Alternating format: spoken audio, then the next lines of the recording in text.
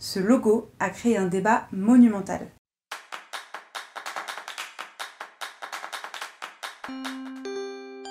Yves Saint Laurent travaille déjà depuis 5 ans chez Dior quand il décide de créer sa propre maison de couture en 1961 avec l'aide de son compagnon Pierre Berger. Bon, en vrai c'était pas si simple. Pierre a dû vendre son appart pour trouver des fonds et a fait appel à un investisseur américain pour financer la création de la maison. C'était d'ailleurs la toute première fois qu'un américain investissait dans une maison de couture parisienne. Perspicace le mec. Pour l'image de marque, Pierre sait exactement à qui faire appel pour avoir un logo intemporel. Adolphe Mouron alias Cassandre. Affichiste, typographe et peintre entre autres, on le surnomme tout simplement Cassandre le Magnifique. Berger disait de lui que c'était le graphiste le plus talentueux de son époque. Les trois hommes se retrouvent donc au restaurant Le Débarcadère à Paris et Cassandre va jouer un coup de maître et ne présenter qu'un seul logo. Basé sur les écritures lapidaires romaines, c'est un alphabet tout en capitales utilisé par les Romains et gravé dans la roche. Le logo se présente sous la forme d'un monogramme de 3 lettres qui se superposent. L'idée derrière ce coup de génie, c'est que le monogramme a été dessiné pour vieillir au même rythme que les pierres de l'avenue Marceau. Très lentement quoi.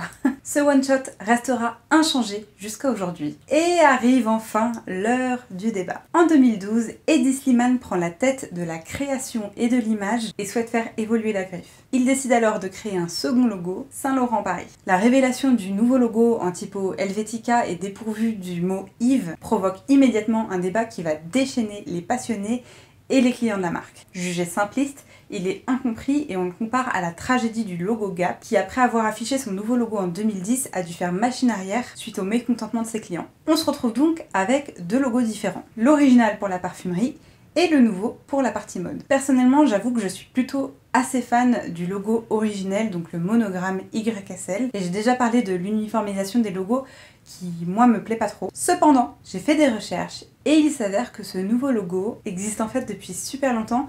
Il a même été initié par Saint Laurent lui-même. Petit retour en arrière. Vous connaissez Yves Saint Laurent par ses pièces de haute couture et c'est comme ça qu'il a été propulsé, mais il était avant tout très préoccupé à l'idée d'habiller toutes les femmes, peu importe leur budget. Yves en a marre de faire des robes pour des milliardaires blasés, c'est ses mots, c'est pas les miens. Et donc en 1966, il prend la décision d'ouvrir une boutique qui révolutionnera le monde de la mode. Il ouvre donc Saint Laurent Rive Gauche, une boutique de prêt-à-porter. Et comme vous pouvez le constater, Saint Laurent était né. Qu'on aime ou qu'on n'aime pas ce nouveau logo, il fait partie intégrante de l'histoire d'Yves Saint Laurent, et donc je voulais ouvrir le débat. Est-ce que pour vous c'est intéressant pour cette marque d'avoir 2 logos différents ou pas? Je serais très curieuse de savoir ce que vous en pensez. Pour la prochaine vidéo, je vous propose de choisir entre le logo de Lego et le logo de Nintendo et de voter en commentaire pour savoir lequel vous voudriez voir. Pour ceux que ça intéresse, je mets une vidéo d'Yves Saint Laurent qui parle du prêt-à-porter en barre d'infos.